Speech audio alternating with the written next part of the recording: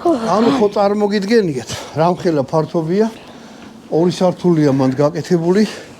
უბრალოდ ეს მესამე სართულია ქვემოთ. ცხოვრობდა თვითონ უშუალოდ გარნიზონი. აქედან მთელ დაბლობს აკონტროლდა ეს ციხე. აი ესეთი სიტუაცია. ასე რომ როგორ გითხრათ რა?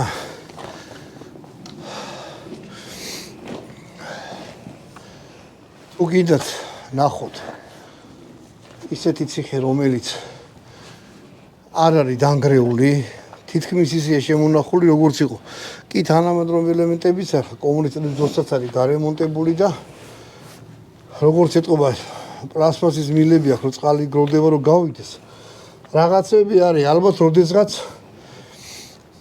საქართველოს ხელისუფლებადო სახელმწიფო მაგისთვისაც მოიცლის, რომ ესეთი ძველი ციხე-სიმაგრეები, აი ეს ბეტონი არ იყოს ესე დასხმული და არა ჩანდეს.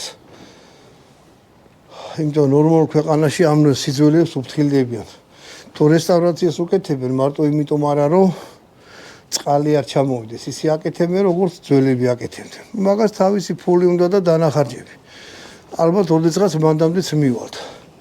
ეხლა ჩავიდეთ დაბლა და ეკლესია და ის ეკლესიას დავათვალიეროთ, მე მეორე გასასვლელი აქვს ამ ციხეს, იქით ამ მხარეს, იქითაც გავიდეთ და ამითი მოვწილ გადაღებას. ესე ეს გადაიდება.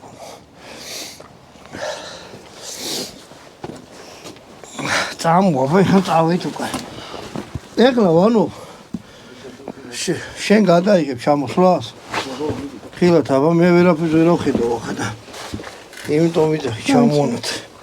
მე ვეღარ დავიდა. მე გავთიშვა. ეხლა ნახეთ როგორი სიტუაცია. აი აქედან შემოსასვლელი იყო საბრძოლო ბილიკიდან. ანუ ხონახით საიდან შემოვიდეთ, ეს არის კოშკის მეორე სართული. ამ კოშკს თვითონ საბრძოლო ბილიკზე გაუსულათ. შეგიძლიათ პირდაპირ კოშკიდან ჩახვიდეთ. აგერახ აქაური ბიჭია და გითხრა რომ აი თვითონ კოშკს აქვს ჩასასვლელი უშუალოდ დაბლავ პირველ სართულზე. აი საბატონ დავით მოგირა. ნარმინდა. ამო ესე აგთხილად